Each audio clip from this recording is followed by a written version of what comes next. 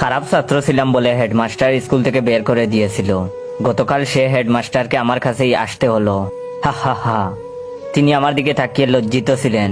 হয়তো তার লজ্জিত মাখানো মুখে ক্ষমার ভঙ্গি ছিল। তার কাজটা করাতে আমি কোনো টাকা নেইনি, যাতে তিনি বুঝেন সে অপমানের উত্তর। অবশ্য সেদিন বের করে না দিলে আজ এই অবধি আসতে পারতাম না।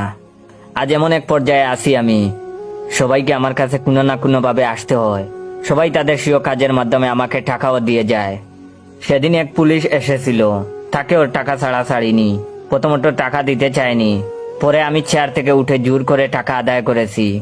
এখন আমার সে অধিকার হয়েছে, এখন শিখেছি কিভাবে টাকা আদায় করতে হয়।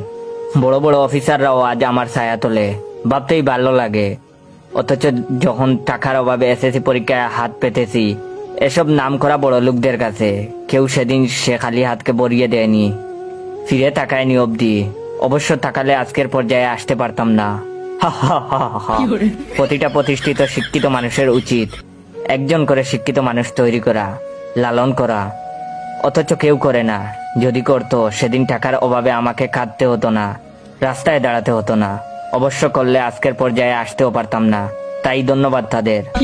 ভাবতেই ভালো লাগে, যে মেয়েটি আমাকে প্রত্যাখ্যান করেছিল টাকা ছিল না বলে, সে মেয়ের হাজবেন্ডও গতকাল এসেছিল। হা হা হা। অন্যরকম ভালো লেগেছিল আমার কাছে। লজ্জায় সে বাইরে ছিল, আমার অফিসেও ঢুকতে পারেনি। অবশ্য সেদিন টাকার জন্য আমাকে রিজেক্ট না করলে আজকের পজিশনে আসতে পারতাম না। হা হা হা। তবে তার লাঞ্ছনায় একটা কথা বুঝেছি, ভালো ছেলের জন্য মেয়েরা তাদের হাত ধরে না, মেয়েরা হাত ধরে শুধু টাকার, শুধু টাকার। যেদিন থেকে বেকার হয়ে ঘুরেছি রাস্তায় রাস্তায় একটা কাজের আশায়, সেদিন সবার ধিক্কার পেয়েছি। অবশ্য ধিক্কার না পেলে আজ এই অবধি আসতেও পারতাম না। হা হা হা। আজ আমার অফিসে এসে সবাই সিরিয়াল দেয়, ওয়েট করে, একবার দরজা খোলার অপেক্ষায়। তাদের গাম দেখতে ভীষণ ভালো লাগে আমার। অবশ্য সেদিন তারা আমার গাম না জোড়ালে আজ এই আসনে অধিষ্ঠিত হতাম না আমি। সমাজের এই সকল ঘৃণতম শ্রেণী থেকে টাকা আদায় করতে পারতাম না আমি। হা হা হা হা। জানেন, ছোটবেলায় বাবাকে হারিয়েছিলাম। কেউ কাছে এসে বলেনি বাবা মারা গিয়েছে তো কি হয়েছে, আমরাও যে তোমার বাবা, আমরাও যে তোমার অভিভাবক। অবশ্য বললে আজ এই অবধি আসতে পারতাম না। হা হা হা। আজ সমাজের সে সকলকে ধন্যবাদ যারা আমাকে এই চেয়ারে বসিয়েছেন।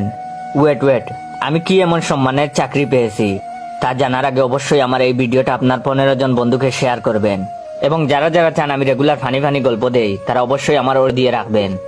আর সমাজের সে সকলকে ধন্যবাদ যারা আমাকে এই চেয়ারে বসিয়েছেন। আশা করি আমার মতো আরো অনেকেই হবে পাবলিক টয়লেটের ক্যাশিয়ার। হা হা হা। Oh, no, no, no, no.